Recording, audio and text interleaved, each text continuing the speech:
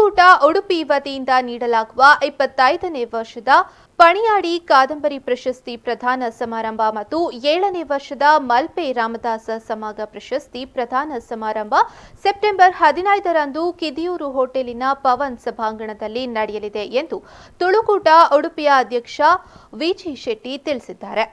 ಸುದ್ದಿಗೋಷ್ಠಿಯಲ್ಲಿ ಕಾರ್ಯಕ್ರಮದ ಬಗ್ಗೆ ಮಾಹಿತಿ ನೀಡಿದ ಅವರು 25ನೇ ಎಸ್ಯು ಪಣಿಯಾಡಿ ತುಳು ಕಾದಂಬರಿ ಪ್ರಶಸ್ತಿ ವಿಜೇತ ಯುವ ಸಾಹಿತಿಗಳಾದ ಅಕ್ಷತಾ ರಾಜ್ಪೆರ್ಲಾ ಅವರ ಬೊಳ್ಳಿ ರಾಜಶ್ರೀ ಟಿ ರೈಪೆರ್ಲಾ ಅವರ ಚೌಕಿ ಕಾದಂಬರಿಯನ್ನ ಆಯ್ಕೆ ಮಾಡಲಾಗಿದೆ.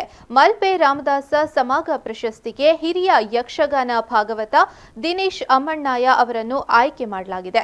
ಪ್ರಶಸ್ತಿ ಪ್ರದಾನ ಸಮಾರಂಭದಲ್ಲಿ ಹಂಪಿ ಕನ್ನಡ ವಿಶ್ವವಿದ್ಯಾನಿಲಯದ ವಿಶ್ರಾಂತ ಕುಲಪತಿ ಪ್ರೊಫೆಸರ್ ಬಿಎ ವಿವೇಕ್ ರೈ, ತುಳು ಸಾಹಿತ್ಯ ಅಕಾಡೆಮಿಯ ಮಾಜಿ ಅಧ್ಯಕ್ಷ ಎಸಿ ಭಂಡಾರಿ, ಉದ್ಯಮಿಗಳಾದ ಭುವನೇಂದ್ರ ಕಿದಿಯೂರು, ಪುರುಷೋತ್ತಮ ಶೆಟ್ಟಿ, ವಿಶ್ವನಾಥ ಶೆಣೈ ಮುಂತಾದ ಗಣ್ಯರು ಭಾಗವಹಿಸಲಿದ್ದಾರೆ ಎಂದು ಮಾಹಿತಿಯನ್ನ ನೀಡಿದರು.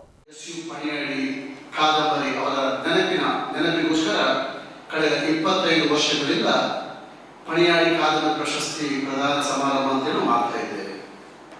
ಈ ವರ್ಷ ಈ ಕಾರ್ಯಕ್ರಮಕ್ಕೆ, ಈ ಪ್ರಶಸ್ತಿ ಪ್ರದಾನ ಕಾರ್ಯಕ್ರಮಕ್ಕೆ 25 ವರ್ಷ ಆಗ್ತಾ ಇದೆ. ಇದನ್ನು ನಾವು 15ನೇ ತಾರೀಕಿಗೆ ನಾವು ಹೋಟೆಲ್ ಕಿದಿಯೂರಿನ ಸಭಾಂಗಣದಲ್ಲಿ ಮಾಡ್ತಾ ಇದ್ದೇವೆ. ಕಳೆದ 25 ವರ್ಷದಲ್ಲಿ ಯಾರ್ಯಾರು ತುಳುಗಳಲ್ಲಿ ತುಳುವಿನಲ್ಲಿ ಕಾದಂಬರಿ ಬರೆದಿದ್ದಾರೋ, ಯಾರು ಸನ್ಮಾನಿತರಾಗಿದ್ದಾರೋ ಎಲ್ಲ ಕೆಲಸವರಿಗೆ ಗೌರವ ನೀಡುವಂತಹ ಒಂದು ಕಾರ್ಯಕ್ರಮ.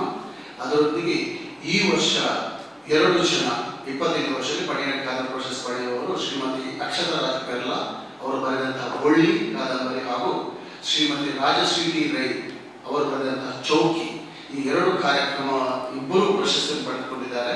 ಪ್ರತಿ ವರ್ಷ ನಾವು ಈ ಪ್ರಶಸ್ತಿಗೆ 10,000 ರೂಪಾಯಿ ನಗದು ಬಹುಮಾನದೊಂದಿಗೆ ಸನ್ಮಾನಿಸ್ತಾ ಇದ್ದೀವಿ. ಈ ವರ್ಷ ಈ ಒಂದು ಪ್ರಶಸ್ತಿಯನ್ನು ಇಬ್ಬರು ಹಂಚಿಕೊಂಡಿದ್ದಾರೆ. ವಿಶೇಷ ಅಂದರೆ ಈ ವರ್ಷ ಇಬ್ಬರು ಮಹಿಳೆಯರು ಈ ಕಾರ್ಯಕ್ರಮವನ್ನು ಮಾಡಿದ್ದಾರೆ. ಇವರೊಂದಿಗೆ 25 ವರ್ಷದಲ್ಲಿ ಯಾರ್ಯಾರು ಅವರೆಲ್ಲ